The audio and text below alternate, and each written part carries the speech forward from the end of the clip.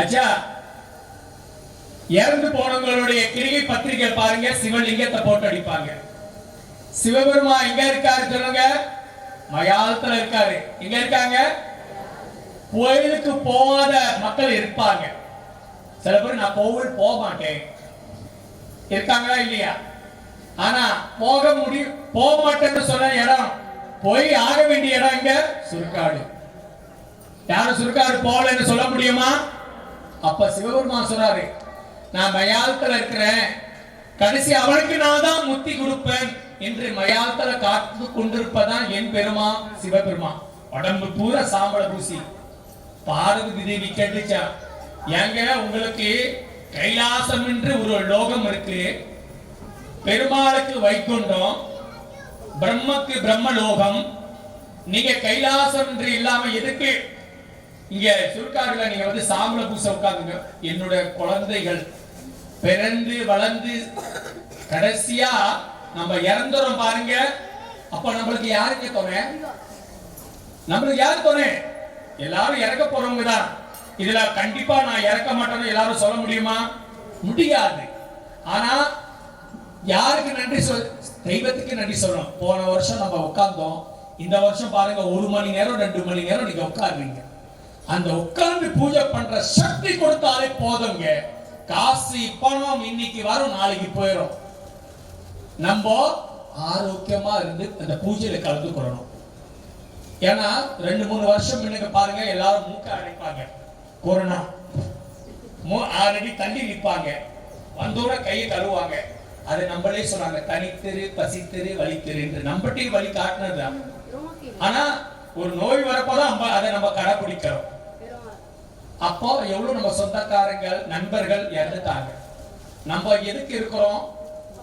இன்னும் தெய்வ தொண்டு செய்யணும், ஒருத்தருக்கு ஒருத்தர் நம்ம அன்பா இருப்போங்க. இப்ப மோலமே வந்தோம், என்ன காரணம் தெரியுமா? செல்லியமும் போல என்னை எதிர்பார்த்து நிறைய அம்மா அங்க வருவாங்க, நான் கண்டிப்பா போகணும். எனக்கு நாளை கழிச்சு 18ஆம் தேதி நாங்க மலேசியாவுக்கு போற ஒரு கும்பாபிஷேகம் செய்ய. இங்கே ஒரு 10-15 பேரு 8வது மாசம் 31ஆம் தேதிக்கு மலேசியா ஸ்ரீங்கம் ரவாங் கருமாரியம்மன் கோவில பர்மாலன்னு நாங்க போய் அங்க கும்பாபிஷேகம் நடத்துறோம். இங்கேன்னு எல்லாம் 18ஆம் தேதி ஒரு குரூப் வருது, 19ஆம் தேதி ஒரு குரூப் வருது அங்க. ஆனா ஆடி எப்படி நாங்க போ ஆகணும். இன்னைக்கு என்ன கிழமை? 3 to 4 ராகுகாலம் வந்துடும். அந்த ராகுகாலத்துல இந்த லட்சுமி பூஜை பூர்த்தியா முடியும். ராகுகாலத்துல நீங்க தீபம் ஏற்றி வழிபாடு செய்தா எவ்வளவு வெற்றி. சரி, இன்னைக்கு லட்சுமி பூஜை முடிஞ்சு, நாளைக்கு புதன்கிழமை, நாளைக்கு ஆடி என்ன விசேஷம் சொல்லுங்க? தெரியல. ஆடி அமாவாசை. நம்மள மாசம் மாசம் வர அமாவாசையில நம்மள பெத்தெடுத்த தந்தை தாய் பெற்றோர்களுக்கு நம்ம கண்டிப்பா விரதம் எடுக்கணும், கண்டிப்பா தர்ப்பணம் பண்ணணும். ஆனா இங்க பர்மால வந்து தர்ப்பணம் முறையா செய்து கொடுத்த ஆச்சாரிகள் ஐயர்கள் குறைவு. அப்ப நீங்க என்ன பண்றீங்க? அமாவாசை வந்தா வீட்டுல சைவம் ஆக்குறோம். அமாவா இல்லையா? அந்த சைவத்துல முருங்கைக்காய் போடக்கூடாது, அதுல பரங்கிக்காய் பூசணிக்காய் இந்த மாதிரி காய் வச்சுதான் நம்ம விரதத்தை கழிக்கிறோம். நல்லா முருங்கைக்காய் கிராம்பு பட்டை இதெல்லாம் போட்டு குருமா ஆக்கக்கூடாது. அது வேற விதம், வேற அதெல்லாம் முறைங்க இருக்குது. நீங்க தெரியல சைவனா எல்லாம் ஓகே தான், பட்டை போடு கிராம்பு போடு ஏலக்காய் போடு குருமா நல்ல கறிக்குழம்பு மாதிரி வாசம் வரணும். ஆமா தானே? அப்படி பண்ணக்கூடாது. அமாவாசை விரதம் வந்து இனிமையாக கனிவரைக்குங்க. ரொம்ப வெங்காயம் கூட யூஸ் பண்ணக்கூடாது அமாவாசை. ஆனா நம்ம ஆக்குறோம். முக்கியமா சைவம் நம்மளுடைய பெற்றோர்களுக்காக மாசம் மாசம் அமாவாசை போய் தர்ப்பணம் கொடுக்கணும். அப்படி கொடுக்க முடியலனாக்கா அதுல பெரிய அமாவாசை தை அமாவாசை, ஆடி அமாவாசை, புரட்டாசி மாசம் அமாவாசை. புரட்டாசி மாசம் வர்ற அமாவாசை தான் மகாலய பட்சம். சொல்லுங்க,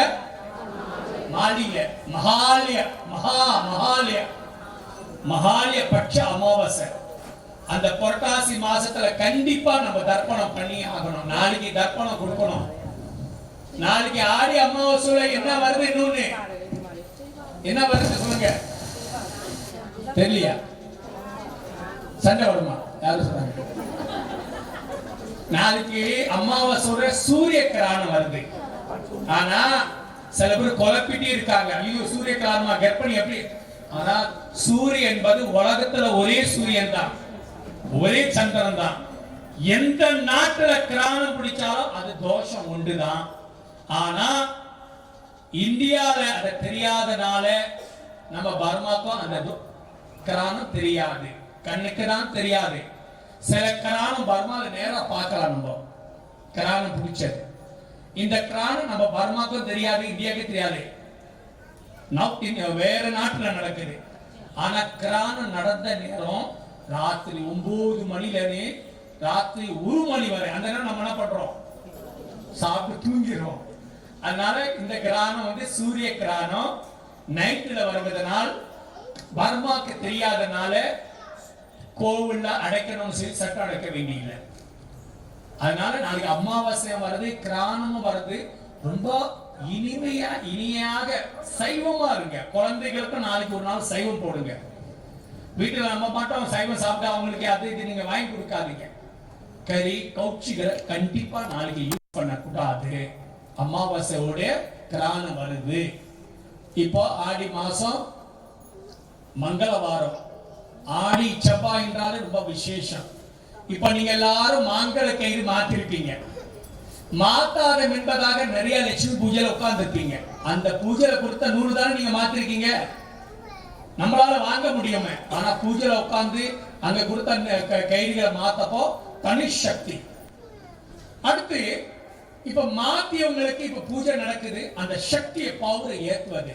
சர்வ மங்கள மாங்கல்யே, சர்வ மங்களமும் கொண்ட மாங்கலுக்கே, மாங்கலுக்கு சிவே சர்வார்த்த சாத்திகே, சிவே சிவன், சிவனோட கருணை கொண்ட ஆசீர்வாதம் பெற்றுக்கொண்டு சரண்யே திரியம்பிகை.